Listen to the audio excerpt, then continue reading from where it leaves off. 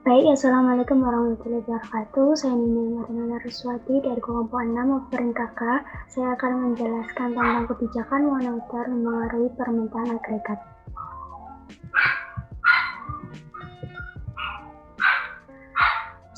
Yang pertama, alasan menurunnya pergerakan kurva permintaan agregat. Alasan yang pertama adalah pengaruh kekayaan. Tingkat harga yang lebih rendah akan menaikkan nilai real uang yang dipegang oleh rumah tangga. Sedangkan kesejahteraan yang lebih tinggi ini mendorong belanja konsumen. Yang kedua adalah pengaruh suku bunga. Tingkat harga yang lebih rendah menurunkan suku bunga karena orang berusaha untuk meminjamkan kelebihan uang yang mereka pegang. Sedangkan suku bunga yang lebih rendah mendorong pengeluaran untuk investasi. Yang ketiga adalah pengaruh nilai tukar.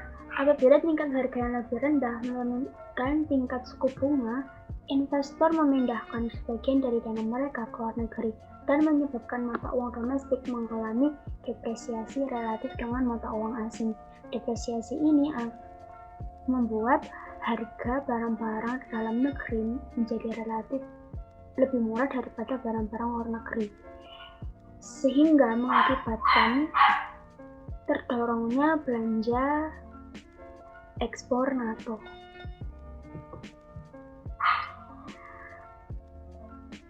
Teori preferensi likuiditas. Teori ini diajukan oleh John Maynard Keynes untuk menjelaskan faktor-faktor yang menentukan suku bunga dalam perekonomian.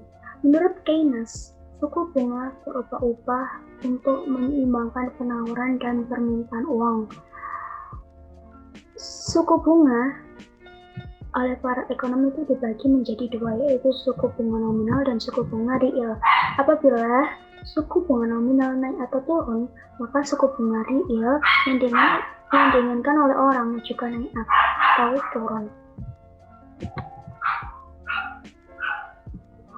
Pengembangan teori preferensi likuiditas dapat dikembangkan dengan memperhatikan yang pertama, jumlah uang yang beredar.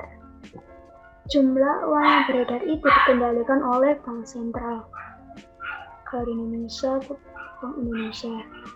Bank sentral biasanya itu mengubah jumlah uang yang beredar, terutama dengan mengubah jumlah cadangan dalam sistem perbankan melalui pembelian dan penjualan obligasi pemerintahan dalam operasi pasar terbuka.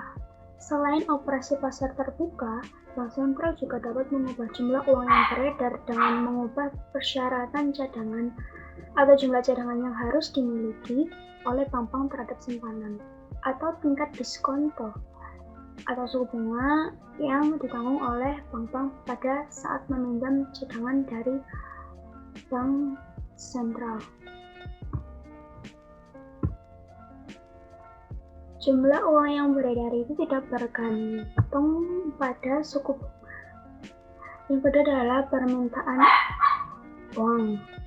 Uang merupakan alat pertukaran dalam perekonomian sehingga merupakan aset paling likuid yang tersedia. Meskipun ada banyak faktor yang menentukan jumlah permintaan uang, faktor yang digarisbawahi oleh teori preferensi likuiditas adalah suku bunga, karena suku bunga itu merupakan biaya kesempatan untuk memiliki uang. Kenaikan suku bunga akan menaikkan biaya kepemilikan sehingga akan mengurangi jumlah permintaan uang. Begitupun juga sebaliknya, penurunan suku bunga akan menurunkan biaya kepemilikan uang sehingga akan menaikkan jumlah permintaan uang.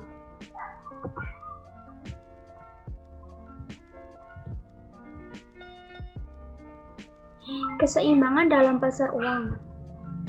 Jadi jika suku bunga berada di atas keseimbangan misalnya R1, jumlah uang yang ingin dipegang oleh orang itu dilambangkan oleh MD1 lebih kecil daripada jumlah uang yang dibuat oleh bank sentral dan yang ditetapkan oleh bank sentral.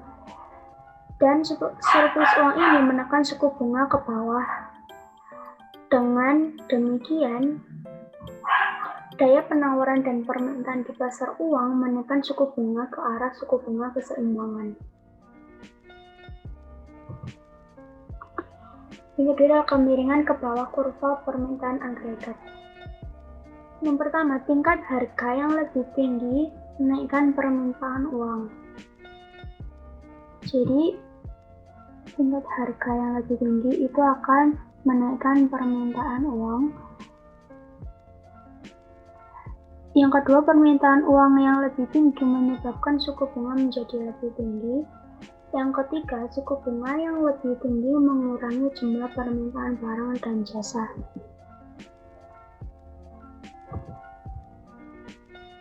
Perubahan jumlah uang yang beredar. Pada panel A, kenaikan jumlah yang beredar dari MS1 menjadi MS2. Ke sini. Menurunkan suku bunga keseimbangan R1 menjadi R2.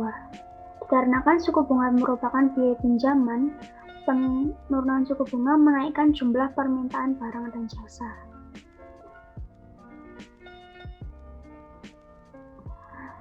Pada tingkat harga tertentu dari Y1 menjadi Y2.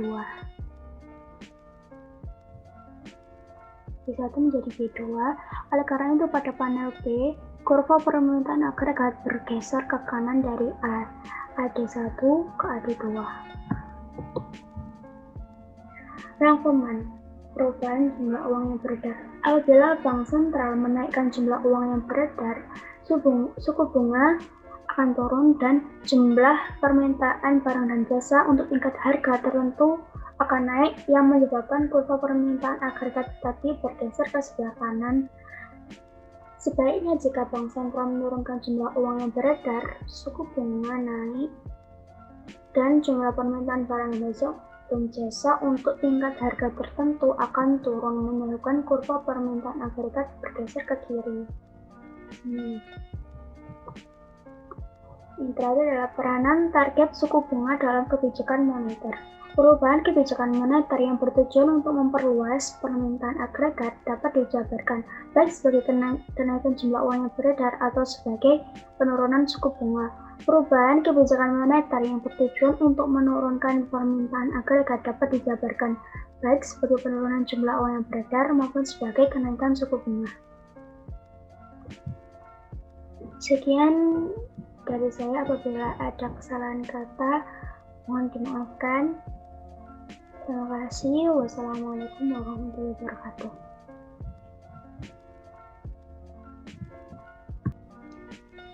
Assalamualaikum warahmatullahi wabarakatuh. Saya Rahmadhaniyati akan melanjutkan presentasinya. Selanjutnya yaitu tentang bagaimana kebijakan fiskal memengaruhi permintaan agregat. Kebijakan fiskal merujuk pada pilihan pemerintah mengenai tingkat pembelanjaan atau pajak negara secara keseluruhan. Kebijakan fiskal memengaruhi tabungan, investasi, dan pertumbuhan dalam jangka panjang. Namun, dalam jangka pendek, kebijakan fiskal terutama memengaruhi permintaan agregat. Perubahan dalam pembelanjaan pemerintah. Ketika pembuat kebijakan mengubah jumlah uang beredar atau pajak, efeknya pada permintaan agregat tidak secara langsung, yaitu melalui keputusan pembelanjaan perusahaan atau rumah tangga. Namun sebaliknya, ketika pemerintah mengubah belanja barang atau jasanya sendiri, pemerintah mengubah kurva permintaan agregat secara langsung. Efek makroekonomi. Terdapat dua jenis, yaitu efek penggandaan atau multiplier effect dan efek pembatasan paksa atau cardinal effect. Efek penggandaan atau multiplier effect. Belanja pemerintah dikatakan menimbulkan efek penggandaan pada permintaan agregat. Mengapa demikian? Karena setiap dolar yang dibelanjakan oleh pemerintah dapat meningkatkan permintaan agregat barang dan jasa sebesar lebih dari $1. Efek penggandaan mengacu pada tambahan pergerakan permintaan agregat yang muncul jika kebijakan fiskal ekspansif meningkatkan pendapatan yang menyebabkan kenaikan belanja konsumen. Efek penggandaan dapat kita lihat dalam figur 4, yaitu kenaikan belanja pemerintah sebesar 20 miliar awalnya meningkatkan permintaan agregat sebesar 20 miliar. Namun karena adanya efek penggandaan menjadi 20 2 kali lipatnya atau memperbesar pergeseran permintaan agregat. Dapat kita lihat dari kurva AD1 hingga AD3. Rumus untuk penggandaan belanja. Pengganda sama dengan 1 dibagi 1 min MPC, di mana dalam rumus ini yang penting adalah kecenderungan mengkonsumsi marginal atau marginal propensity to consume atau MPC. Ini merupakan bagian dari pendapatan tambahan sebuah rumah tangga mengkonsumsi daripada menyimpan. Nah, sebagai contoh, jika MPC adalah 3/4, maka penggandaannya yaitu 1 dibagi 1 min 3/4. Hasilnya adalah 4. Dalam kasus ini, belanja pemerintah sebesar 20 miliar menghasilkan permintaan barang dan jasa senilai 80 miliar. Nah, dapat kita simpulkan bahwa besar pengganda bergantung pada kecenderungan mengkonsumsi marginal. Meskipun MPC sebesar 3/4 menghasilkan pengganda sebesar 4, MPC sebesar setengah hanya menghasilkan pengganda sebesar 2. Oleh karena itu, MPC lebih besar berarti pengganda juga lebih besar. Efek pembatasan paksa atau crowding out effect. Meskipun mendorong permintaan agregat barang dan jasa, kenaikan belanja pemerintah juga menyebabkan suku bunga naik. Sedangkan suku bunga lebih tinggi menurunkan belanja investasi dan menghambat permintaan agregat. Penurunan permintaan agregat yang terjadi apabila ekspansi fiskal menaikkan suku bunga disebut dengan efek pembatasan paksa atau crowding out effect. Nah, efek pembatasan paksa dapat kita lihat pada figur 5, di mana dalam panel A menunjukkan situasi di pasar uang. Apabila pemerintah menaikkan belanja barang dan jasa, kenaikan pendapatan yang ditimbulkan meningkatkan permintaan uang dari MD1 ke MD2. Dan ini menyebabkan suku bunga keseimbangan naik dari R1 menjadi R2. Naik dari R1 menjadi R2. Nah, sedangkan dalam panel B memperlihatkan tentang efek tersebut terhadap permintaan agregat. Dampak awal kenaikan belanja pemerintah menggeser kurva permintaan agregat dari AD1 ke AD2. Namun, karena suku bunga merupakan biaya pinjaman, kenaikan suku bunga cenderung menurunkan jumlah permintaan barang dan jasa, terutama barang-barang investasi. Nah, bagian dari investasi yang mendesak mengimbangi ekspansi fiskal permintaan agregat. Pada akhirnya, kurva permintaan agregat hanya bergeser ke AD3.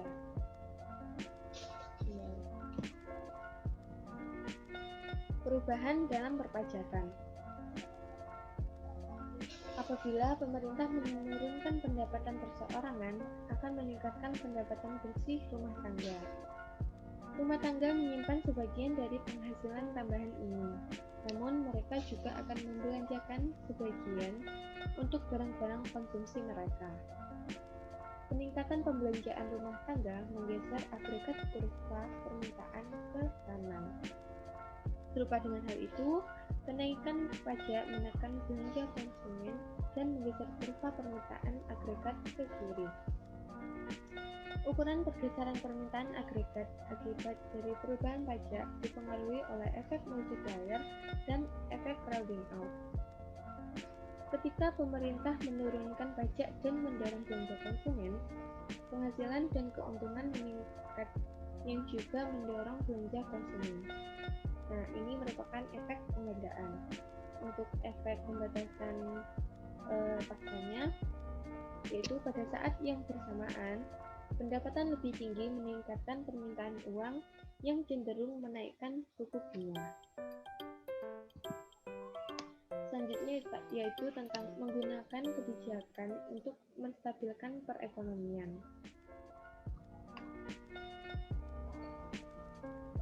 Kasus kebijakan stabilisasi aktif. Dalam UU Ketenagakerjaan memiliki dua implikasi, yaitu yang pertama dan yang tidak begitu serius adalah pemerintah harus tidak boleh menjadi penyebab fluktuasi ekonomi. Dengan demikian, mayoritas ekonom memperingatkan perubahan kebijakan moneter dan fiskal secara besar-besaran dan mendadak, karena perubahan semacam itu besar kemungkinan menyebabkan fluktuasi permintaan agregat. Kemudian, implikasi yang kedua yaitu ini lebih ambisius. Pemerintah harus merespons perubahan ekonomi swasta untuk menstabilkan permintaan agregat. Pandangan ini berakar pada tulisan Keynes, yaitu The General Theory of Employment, Interest, and Money, yang terbit pada tahun 1936. Keynes menyatakan bahwa pemerintah harus aktif mendorong permintaan agregat apabila permintaan agregat terlihat tidak cukup untuk mempertahankan produksi pada tingkat pekerjaan penuhnya.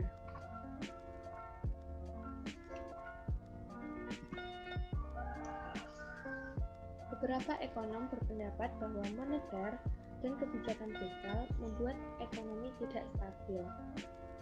Kemudian, kebijakan moneter dan fiskal memengaruhi perekonomian dengan jeda yang substansial. Mereka menyarankan agar perekonomian dibiarkan begitu saja menangani sendiri fluktuasi jangka pendek. Fungsinya yaitu stabilisator otomatis.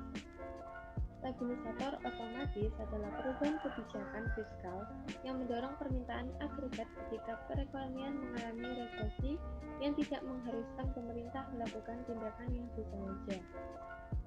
Nah, stabilisator otomatis termasuk sistem pajak dan beberapa bentuk pembelanjaan pemerintah.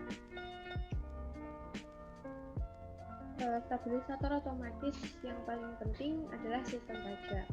Kemudian secara khusus, apabila ekonomi mengalami resesi dan para pekerja diberhentikan, banyak orang mengajukan tunjangan penganggaran dan bentuk jaminan pendapatan lain. Kenaikan belanja pemerintah secara otomatis ini mendorong permintaan agregat tepat ketika permintaan agregat tidak memadai untuk memberikan pekerjaan penuh. Sekian dari kelompok kami, mohon maaf apabila ada kesalahan. Terima kasih. Wassalamualaikum warahmatullahi wabarakatuh.